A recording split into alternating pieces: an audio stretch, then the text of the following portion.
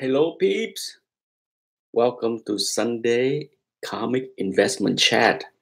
Let me open the window here, let in some light. It's kind of cloudy out there today.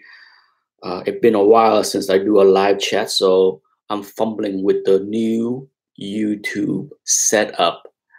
I'm not even sure if this is working, so let me see if I can type in something. It's weird. YouTube made some changes in the past few months whilst I was away.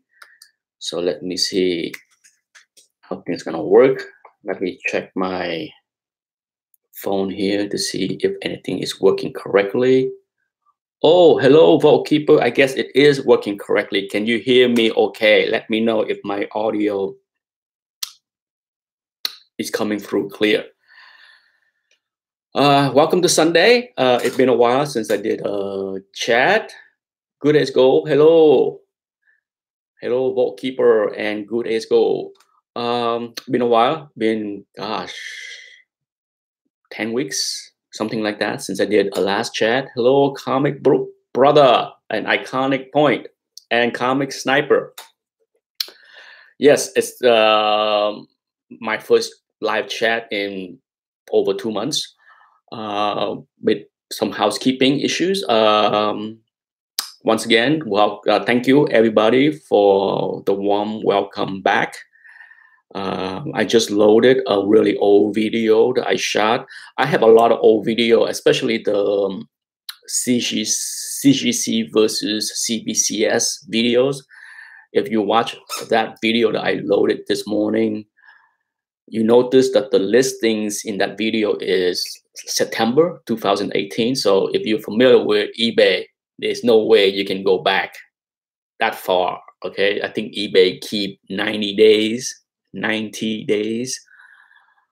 of record going back. So you're gonna see quite a few videos that showcase books from September, October, November, because many of those videos were shot in December of last year. So hello, La Raza and Comic Crack. So keep in mind that I have not shot any new videos as far as that series of CGC versus CBCS. So, and I don't expect the market to make that drastic of a change. What you see in those videos that I will load in the next 3 months, because there are a dozen more of them, is pretty predictable and a common trend. Hopefully 6 months from now, a year from now, you will see a better market for CBCS. It's improving ever so slightly. It takes a long time to change the market view of any company. Okay, it's not easy. It's not easy when you have an entrenched company like CGC. It's not easy. Okay, a lot of people that collect CGC only slabs have a hard time making the jump. You know, it's not easy. It's not everybody can own both kind of slabs and be okay with it. Some people like to have one of a kind, like the same CGC only, and some people that hate CGC will only want to have CBCS only. But for the most part, I have seen some people that own both. Okay, both. There are some, but not the majority. The majority of the people that in this hobby that use slab tend to go with just one, at least from what I can tell. Okay, because if people are okay with owning both, you will see the price be much more similar. But that's not the case, not yet.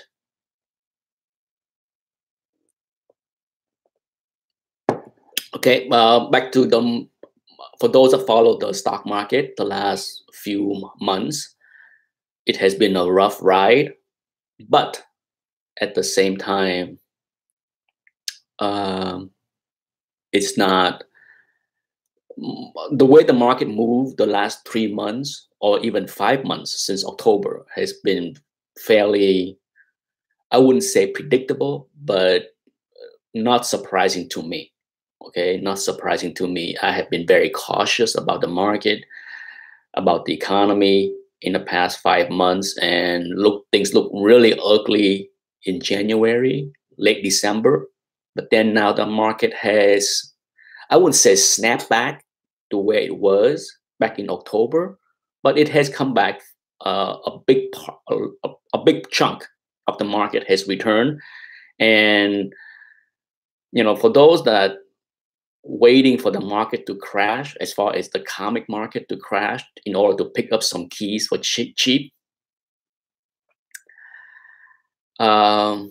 Did you miss your chance in January, in December? Maybe not. Okay, I don't see the stock market to go higher, much higher from here. Do I see a chance that the market will go down again in the next 3 weeks? Yes, you hear it here. Okay, that's my market projection. Is we will see another leg down in the next 3 weeks. Hard to say exact time, but I think we are in for a rough ride again. How low can we go? Maybe another 10%, maybe another 5%, but we will see. How would that reflect in the overall comic hobby?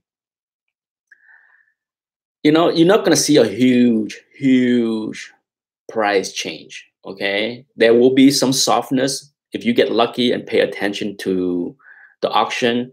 I'm sure those that did was able to pick up some bargain in late December, early January, even mid-January, right? Yes, La Raza. But as far as a big comic book market crash, I just don't see it coming. Not right now. But if it happened, we all will find it. We all will find out, sooner or later if it happened. I just don't see it. The collectible market tend to move in the same direction. It's the big books. The big books are not going to,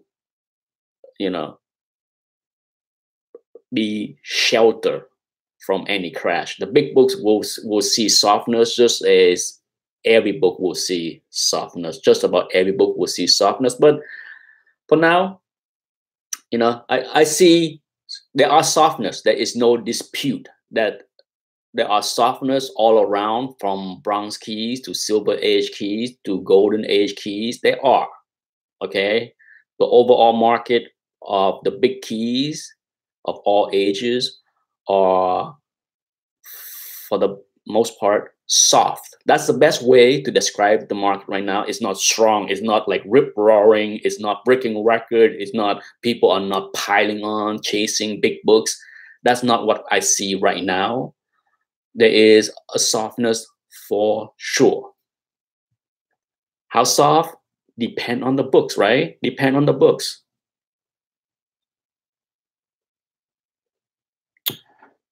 But one other thing that I want to talk about this morning, at least for the next 45 minutes now that I get going, we're trying to get done by 9:15, okay? Trying to keep the chat within 1 hour. Hello, Melody. I'm trying to see, make sure get everybody in the chat room. As far as the general market, okay, one of the things that we as collectors or investor or both always want is deals.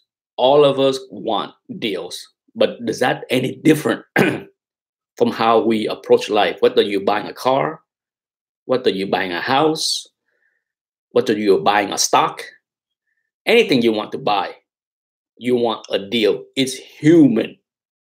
But at the same time, I think one of the things that I hear that make me chuckle is that, for example, if you're in the real estate market, right? A lot of people use Zillow. Okay, Zillow, Zillow. That's the real estate tracking website that show you the value of every house, at least in the US. I can't say for other area of the world, but in the US, Zillow is very commonly used. And whenever people use Zillow, there's a lot of factors that sometimes people don't pay attention to. Zillow break it down to square foot per inch. The price per square foot per inch. That make no sense. Still early in the morning. I still need my coffee.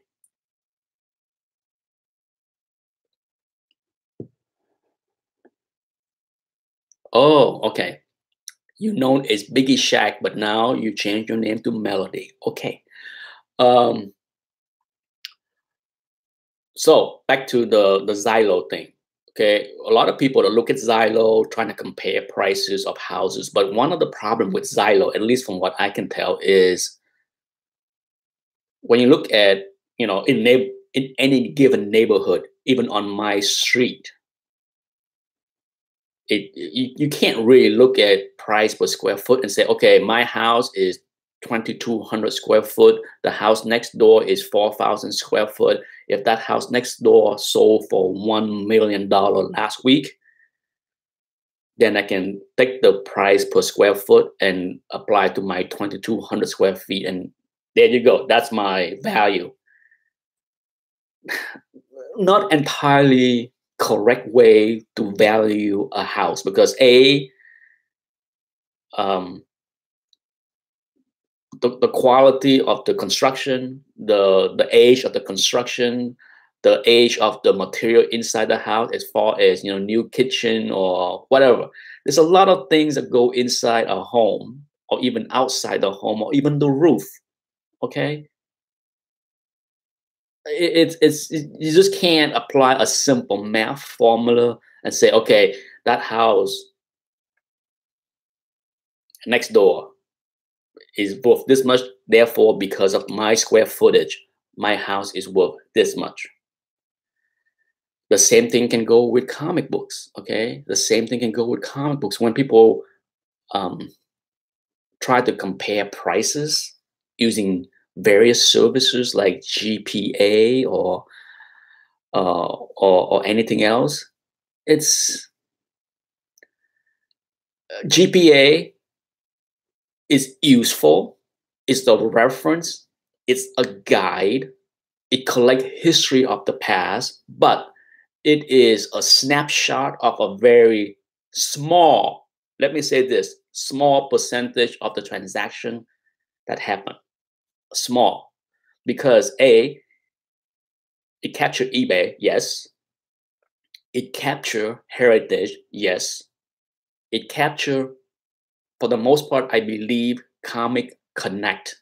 Okay, I have shown video where some listing was not captured, so I don't know why that didn't happen. But we all know Comic Link is very active. Comic Link run auctions every month of thousands of slabs out there that's not captured. Okay, now take a company like My Comic Shop.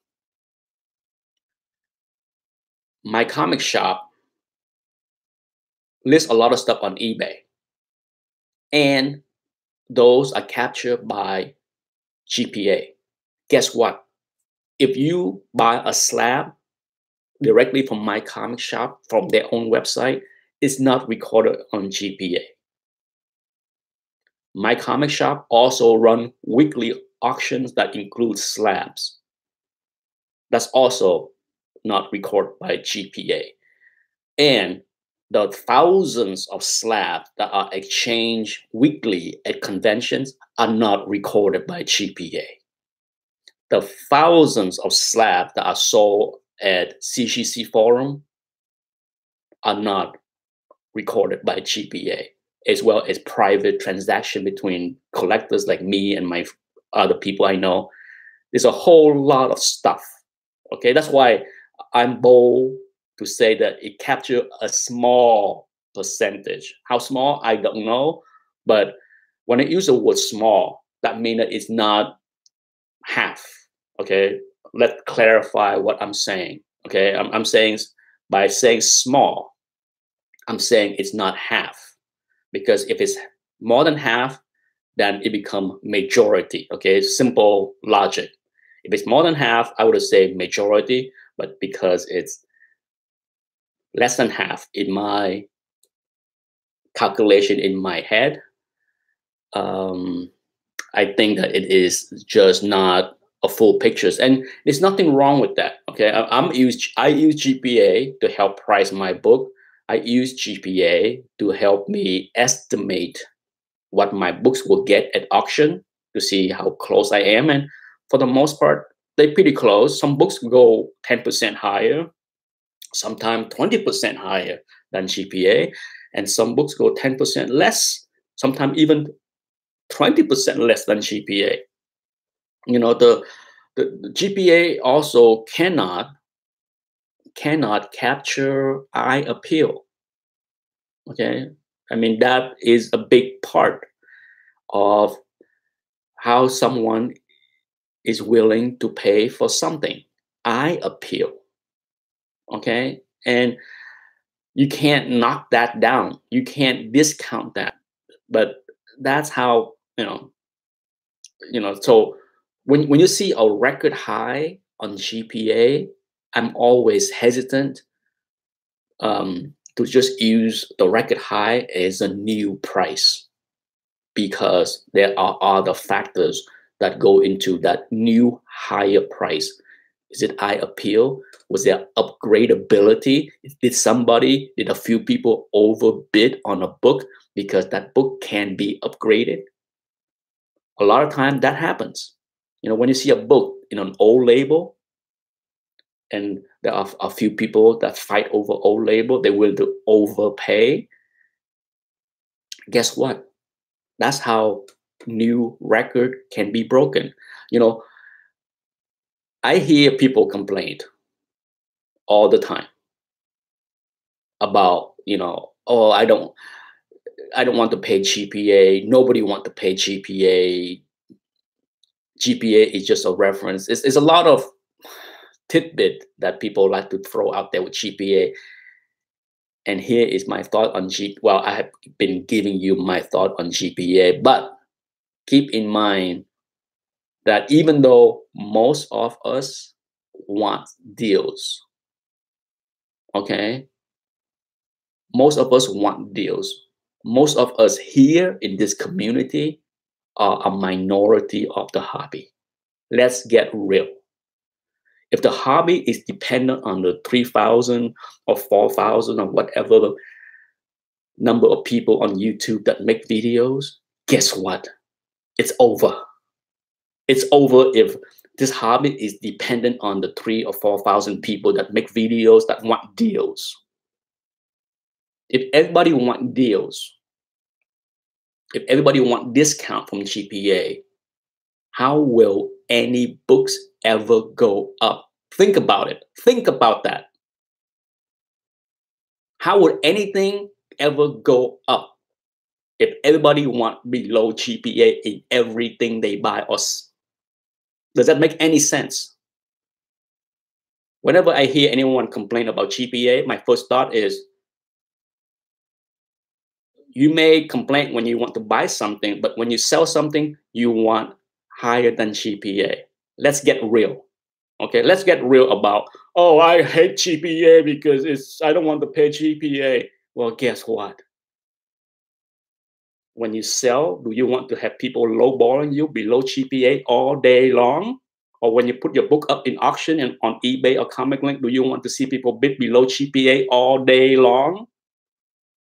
Nonsense. Absolute nonsense. Okay, it's just, when I hear that, I'm just like, you gotta be kidding me. This hobby would be dead. The word investment, the word speculation would be dead. Dead. If people use GPA as the ceiling. Okay, that's the problem with this hobby, is the select few people on YouTube think that it is the ceiling. If it's a ceiling, might as well give up. I wouldn't be telling people to buy anything as an investment in this hobby if GPA is the ceiling. nonsense, right?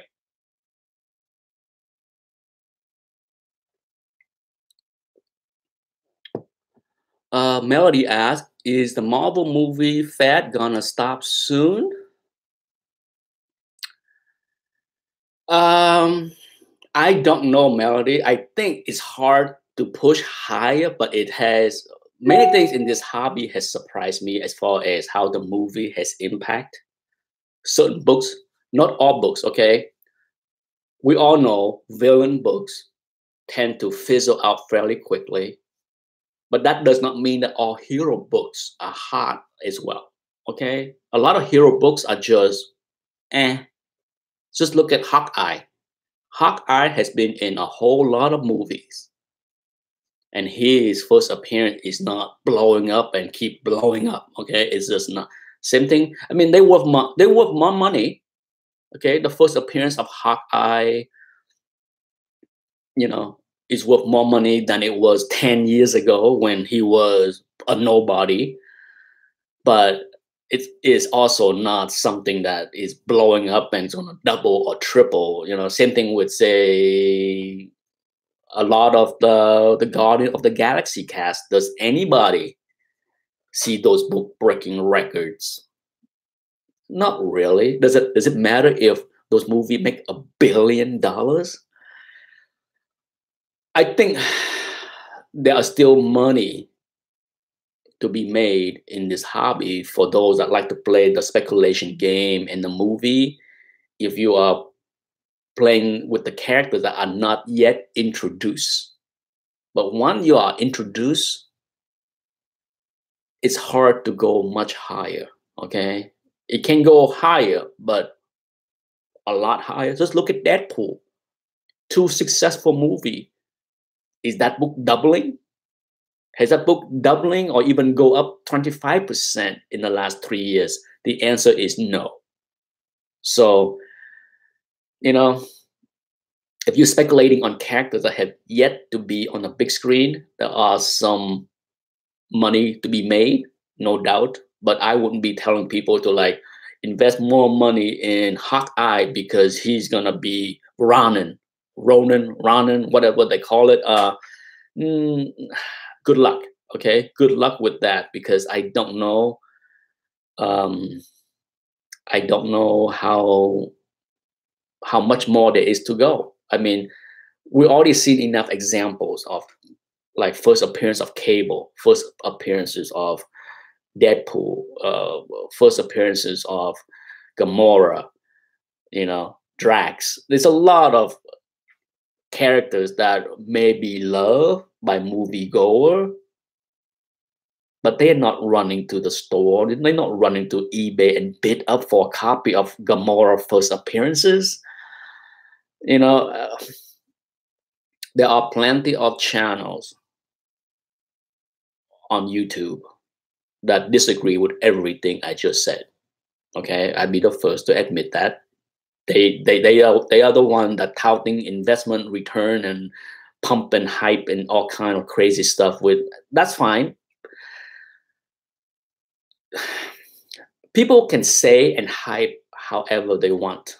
Okay, to me, I don't have a problem with people saying crazy stuff. I mean, coming from an investment background where I saw and heard a lot of people on TV, CNBC, Fox Business, that talk up company, hype, tout a stock to buy, and then it just didn't pan out for a lot of people. I saw that happen. And so for my philosophy of the message is that the messengers can say whatever they want. They can lie, they can pick and choose, cherry pick information to make their argument. They can do whatever they want. It's free speech. Okay. It's on the listener to either have the knowledge to decipher the message and say that is complete BS, or they can believe. My only comment to those that believe and spent money in the past 5 years buying hot books, how has that worked out for you? Have you made money? If the answer is yes, then go on and keep doing the same thing. Keep listening, keep buying, whatever it is that worked for you. But for those that listen to these hypes, bought stuff, and lost money, my only question is, why are you still listening to them and act on them? All right. I mean, you have yourself to blame. If you are the type of person that listen to other people hypes and bought into them and keep making the same mistake, there is nobody else to blame but yourself. Okay, that's how I look at it. You just can't. I don't blame the messengers. Okay, people can talk. People can say whatever they wish to say. They can pump, they can dump, but they won't be successful if people stop listening. But at least from what I can tell, there's a lot of people that can't stop themselves from listening and buying up the, you know what.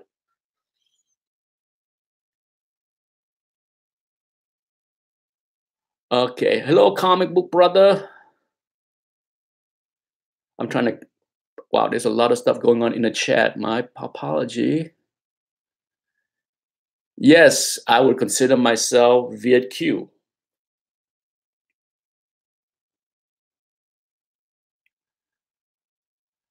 Uh, let's see. Not, they are two different. So sales are sales.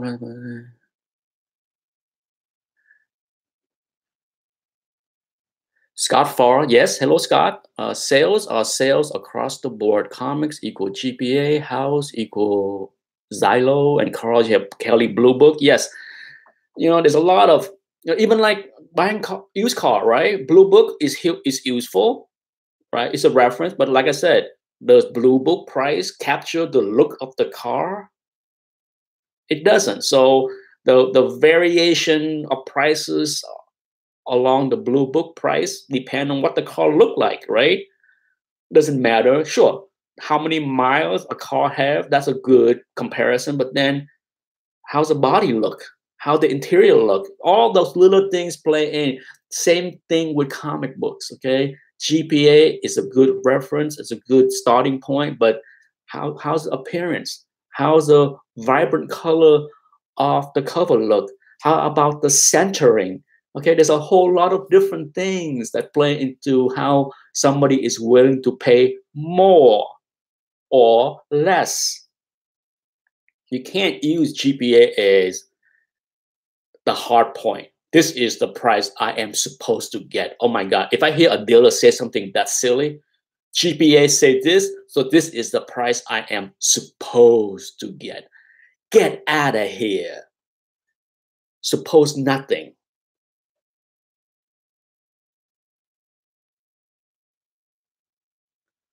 You know, as far as Disney and Fox, for those that pay attention, they closed the deal in March, a little bit earlier than expected. I think 6 months ago, people were saying, "Oh my God, it won't happen until June or something." Well, guess what? It's done. It's a done deal. So I am excited for the future of the franchise like the Fantastic Four, the X-Men. You know, I love the X-Men, but I think if I wouldn't be surprised if Disney put the X-Men franchise in a back burner for say 2 years down the road. Like we won't see anything like Mutant X-Men until like maybe 2021, 2022. Or you know, they want the stink. In my opinion, they want the stink of the Fox stuff to fade away. Okay, so I don't even know what's going on with the Dark Phoenix movie. It looked, eh, you know. I never understand the hypes around the X-Men movies outside of X-Men 2. I thought X-Men 2 was a very well done movie. I enjoyed that. Days of Future Past was okay. I enjoyed that. But outside of Days of Future Past and X-Men 2, X-Men 1 to me, to me, it does not have a rewatchability. You know, it's so dated. The CGI, the costume, everything is so dated that I own the DVD, and there's no way that DVD will ever see the day of light ever again. These eyes will never watch that movie ever again. But X-Men 2, I can rewatch. Days of Future Past, I can rewatch. But First Class was okay. I'm not like all like, oh my God, First Class. Please, no.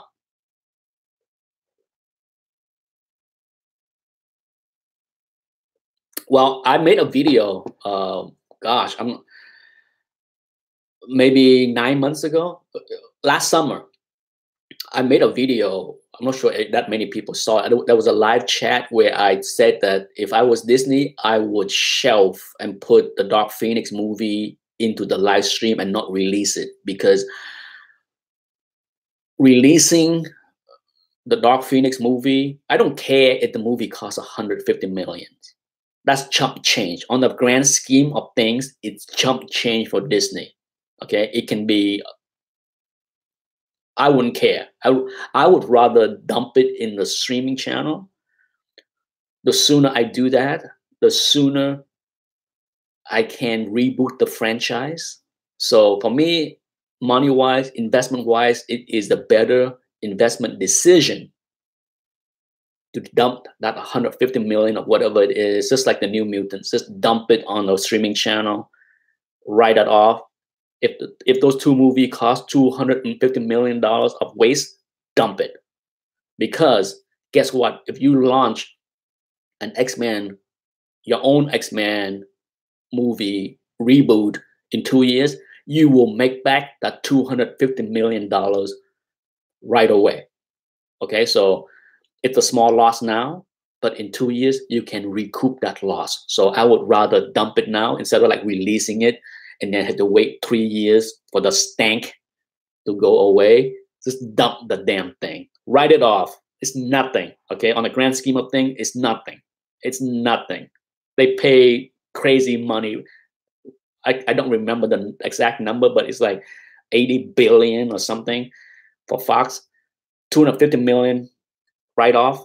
I mean, it's not as if it's a complete waste. Okay, you gotta understand the streaming channel require content. Okay, producing all those Star Wars shows ain't cheap. So it's not as if like if they're gonna dump those two movies on the streaming channel, it's a complete waste of money or loss. It's content that they would have to create to put on the streaming channel. So it's not a complete loss of $250 million. So just do it. But as far as the Fantastic Four, I think the reason, hear me out before you go crazy. I believe the MCU is going with the Eternals or pushing the Eternals hard because they want to push the cosmic universe even bigger, right? Beyond just Guardian of the Galaxy. Okay, that's what I'm seeing. And because they're doing that, it would not be shocking for me to see how they introduce the Fantastic Four as a new thing from, like, you know, astronaut that was living in one of those space stations, somehow cosmically infused and become the Fantastic Four. Who knows? But that's how I think the Fantastic Four is going to be introduced. Any theories that the Fantastic Four is going to be the one that buy the Avengers Tower, I don't see it. I don't see it, okay? I do not see that. I see them recon the Fantastic Four as young astronauts in space. That's not super rich of any sort, okay? To have to be able to afford the Avengers building. There had been for years the discussion of, no, that's not going to happen. Not in my opinion. Okay, so I could be completely off, but I think that's how the Fantastic Four is going to be introduced. I think if there's going to be any kind of hint of the Fantastic Four, it's going to be in the Eternals movie, because I think that cosmic thing is going to hit. At the same time, since this is investment chat, here's my tip for all of the people that are interested in the speculation game. If Marvel are hell-bent on expanding the cosmic universe, okay, it's a no-brainer. The Silver Surfer is going to be huge. The market has already done that. But the one area of the market I think people ignore for the most part so far is the X-Men cosmic universe. Okay, who to say that the Starjammers cannot be the next big thing like Guardian of the Galaxy?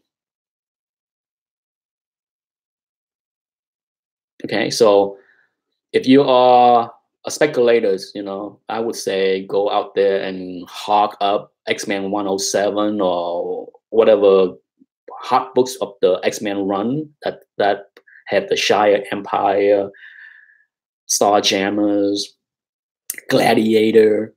There's a whole lot of great characters from the X-Men cosmic universe that can be used. Okay, I mean, can I foresee someday a Starjammers meeting up with the Guardian of the Galaxy? Heck yeah, I can. I can absolutely. So I think I agree with Marvel. At first when I heard Eternals, they are going after an Eternal. Why in heck would they do that? But the more I think about that, the more I'm just like, it's a lot easier and better to expand the cosmic universe than to introduce heroes at home. Okay. On top of that, guess what? Is it too hard to believe that after the Thanos storyline is over, Galactus will be the next big bad thing that might span the next 11, 12, 13 movies? Okay, introduce him a little bit here and there, introduce a little heck, they should do a Silver Surfer movie by himself. The origin of the Silver Surfer, okay, as far as how he's make the sacrifice to save his people to become the Silver Surfer. That would be an incredible movie by itself. But there are just so much potential. The big storyline for the next 10 years could be cosmic, could be, well, Thanos is cosmic based as well, so they going there, okay? There's no denying that that's the path that the MCU is going. Now, as far as the X-Men, I don't know. I don't know how they plan to introduce the mutants. I don't know. Do I care? Not really. However they do it, I'm sure they will figure it out. Okay, I don't really care how they introduce the Fantastic Four either, to be honest. But as I mentioned, my prediction is that they're going to introduce the Fantastic Four in space. And it's going to have to do something with, the Eternals. That's my guess. I could be completely wrong, but I just don't see them introduced as existing heroes in their 30s or 40s with gray hair, all that stuff. No, I don't see Reed Richard being somebody in his 40s. I see Reed Richard is somebody in his late 20s, early 30s, an astronaut. And as far as Doom, no need to see him yet. No need to see him yet. I am super excited to see Endgame. I heard so many good things about Shazam as well, so I am excited about that. Now, Endgame, Avengers came out the week after my son's birthday. A few days, not even a week, a few days after my son's 12th birthday. So he is excited. I mean, it's rare that Anthony say that he's excited to see any movie, but he is super excited to see Avengers Endgame. He's looking forward to that. He already marked down that's gonna be his birthday movie to go see, and we will definitely get tickets to see the movie. Whether it's gonna be Thursday night, I don't know. Okay, I told Anthony I will have to wait until that week to see if he has any tests Friday, because with his school there tend to be a lot of tests on Friday, and I don't want to keep him up to midnight on Thursday night watching Avengers if he needs to go to sleep on time and be prepared for a test or two. Sometimes there's two tests on Friday, so I just had to wait until that week to make sure there is nothing big and bad for Friday. If there's nothing big going on, I will see if the wife and me and Anthony can go see the movie Thursday night at like 9 o'clock. Like the earliest show will be like 9, will be done by midnight kind of thing. We'll see. We'll see if we can do that.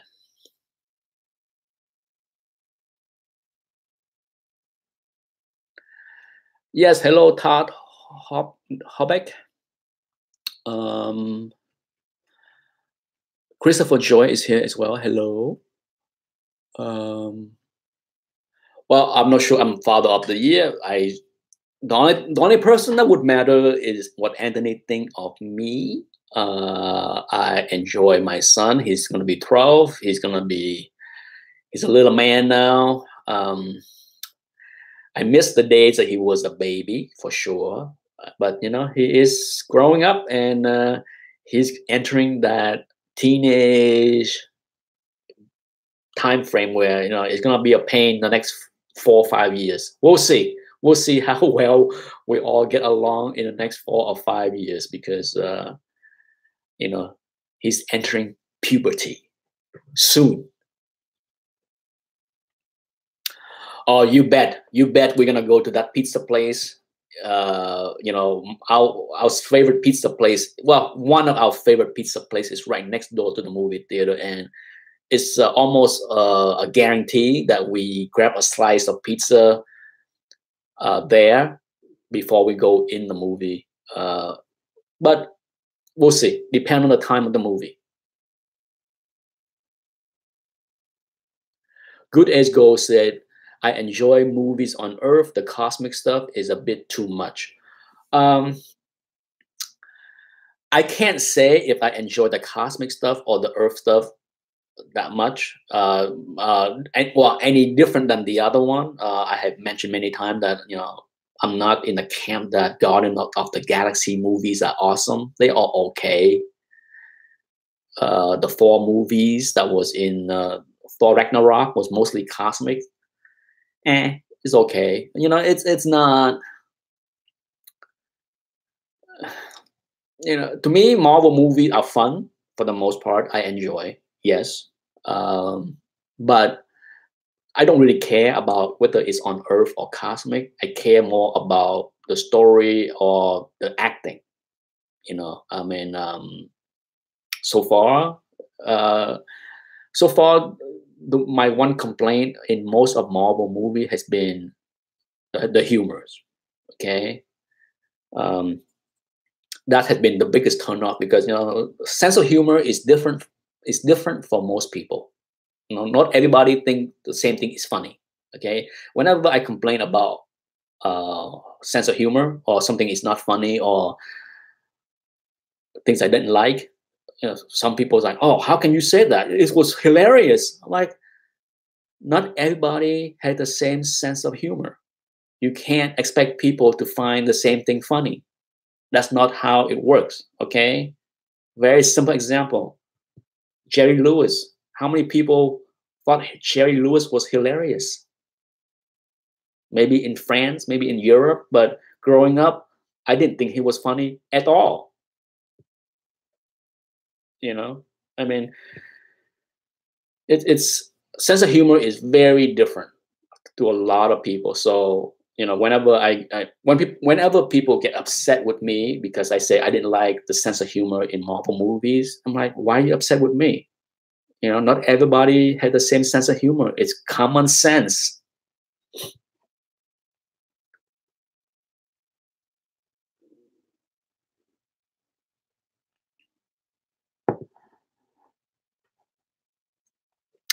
I like the Three Stooges. I mean, my sense of humor is very different. Like I can sit here and watch, you know, the classic, Taxi, Three's Company.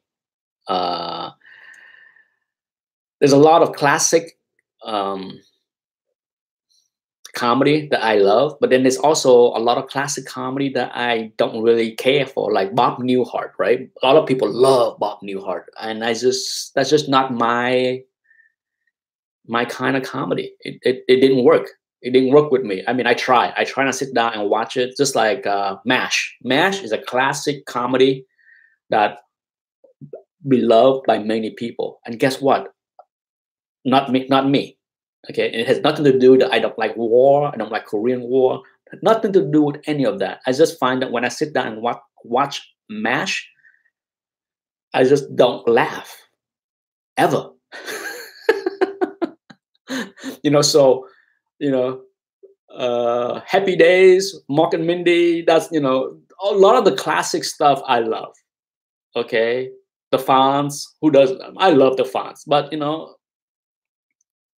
at the end of the day, I try not to get too upset with people taste in movies, because at the end of the day, we all have different tastes, and anyone else's opinion does not invalidate what you think about that movie. Okay, that's the other crazy thing that people go nuts about. It's like whenever they hear someone else's opinion that differ from their opinion in movies, they get all riled up. That's what the internet is all about. People get all worked up on other people different opinions.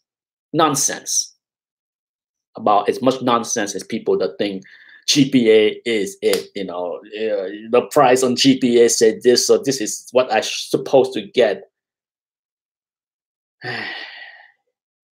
Nonsense.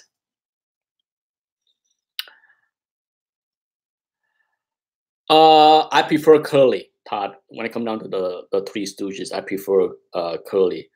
Um, one of my favorite classic comedy was All in the Family. Yes, love that show.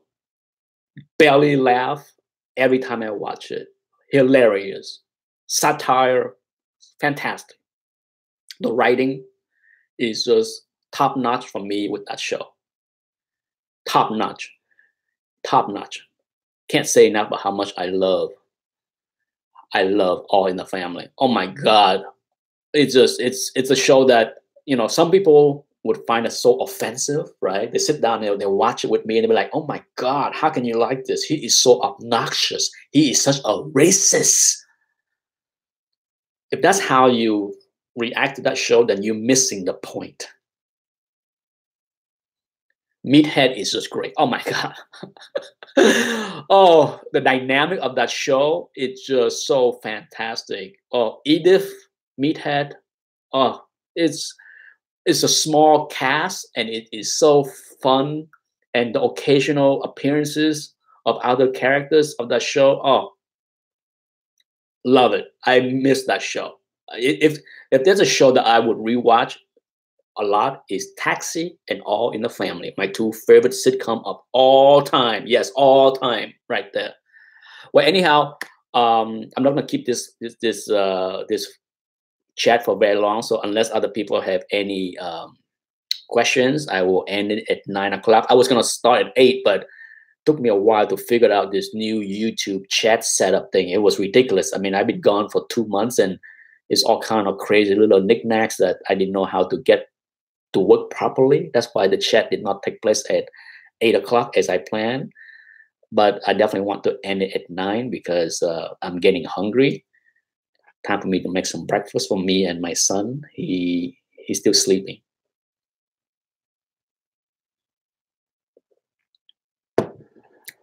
Um, If you have any questions or topic of investment, feel free to leave it in the comment, and I will try to address it in future chats. I'm not sure if I will have a chat every week. Definitely not something I want to do weekly. But I will, if I do another chat, say in 2 weeks, every other week or once a month, I will try to answer any specific questions. Unless the question is, should I invest in Amazing Fantasy 15? Let's hope there are not that many of those kind of questions, because those kind of questions are very hard to answer. Because like, should you invest in Amazing Fantasy 15? The answer is, I don't know. Okay. I mean, it's hard to give advice when I don't really know how much money people have. If buying an Amazing Fantasy 15 mean that everything you have to have, like, you basically liquidate everything that you own as far as savings to buy one book. I'm not a big fan of having all of your egg in one basket. Not a fan of that, regardless if it is the stock market or comic books. I'm not a fan of telling anyone or advising anyone to invest in one book. No. So hopefully I don't get those kind of questions, because we all want, well, not we all. I try to not be so broad and general. Many of us would like to own Amazing Fantasy 15. There's a lot of people that may have 10,000 books, and they would rather have 10,000 books than one Amazing Fantasy 15. Yes, there are those collectors. So for those, that's what it's all about. It's about, having quantities, having complete runs, having as many books as they can have pile up in their room. That's what makes them happy. So it's not the same as those that say, I just want a few big keys. That's all I need. So it's hard for me to, give an answer that would fit all.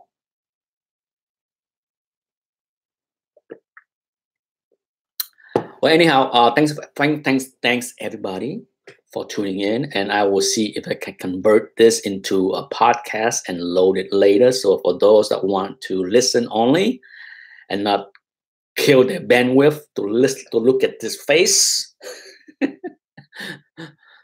then you can listen to the podcast later. But I will see if I can remember to do that, because it's been a while since I did a podcast and recording it and all that stuff to do a podcast release. But I will try to do that. Eggs and bacons and toast coming up. Time for me to make some more noise to wake up Anthony, because Daddy is hungry, and Daddy is not going to sit around and wait until 10 o'clock. Daddy needs some food. Anyhow, thanks everybody for tuning in to the Sunday Comic Investment Chat. Until next time,